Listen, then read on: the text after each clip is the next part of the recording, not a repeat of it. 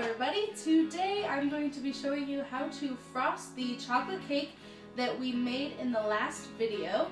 I have my two 6-inch rounds here.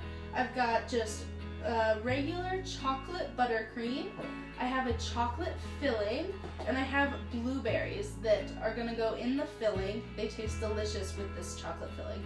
Also, I have two offset spatulas. I like to use one big one and one small one. The small offset spatula works really well for the filling, and the large offset spatula works really well for the frosting of the outside of the cake. Also, it's really good to have a turntable. If you don't have one, it's okay. It just makes it a lot easier. Also, I have a 10-inch cake board. This just makes it really easy to transfer your cake to whatever serving platter you're using, or you can just use that as the serving platter. So now let's get started.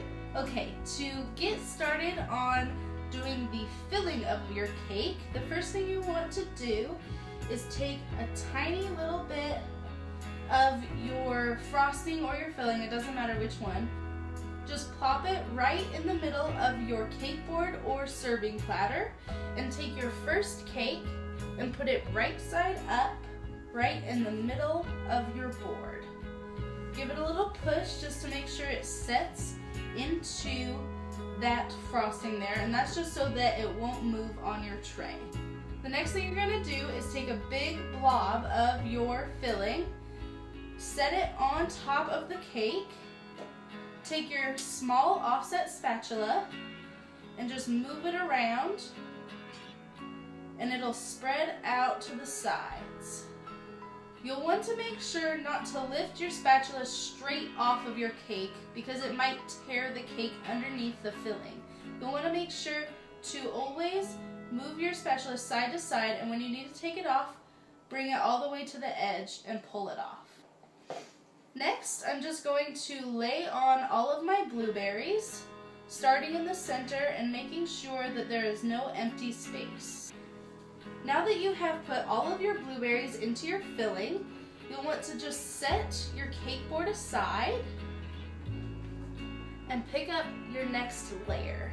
You're going to want to do the same thing with your filling on this layer on the top so that it will stick to the blueberries without sliding off. And just put a little bit of filling on because you don't want it to be as thick as the bottom layer. Just a little bit so that it won't slide off. Now that that is thinly smoothed on, bring back your cake board with your bottom layer, and you're going to want to pick up this other cake and spin it upside down and lay it on top. Make sure that they are even and centered, and push it down a little bit just to make sure it's set. Before you start to frost the outside of your cake, take your small offset spatula, hold it straight up and down to the outside of the cake, spin your turntable, and make sure that none of the filling is bulging out. To start frosting the outside of your cake, you're going to want to get a big scoop of your chocolate frosting, plop it right on top of your cake, and then pat it around with your spatula until it goes to the sides.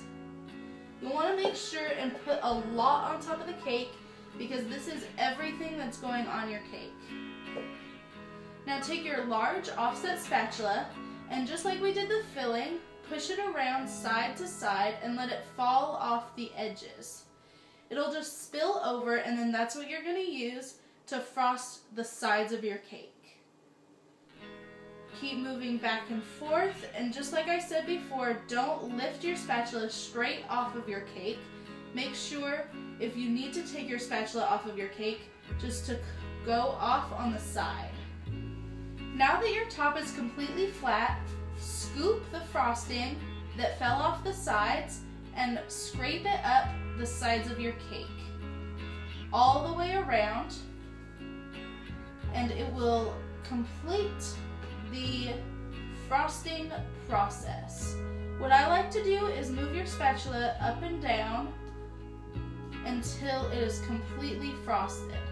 And if you need to, you can scoop a little bit more frosting onto the back of your spatula and put it in a spot that's bare. And then keep moving straight up and down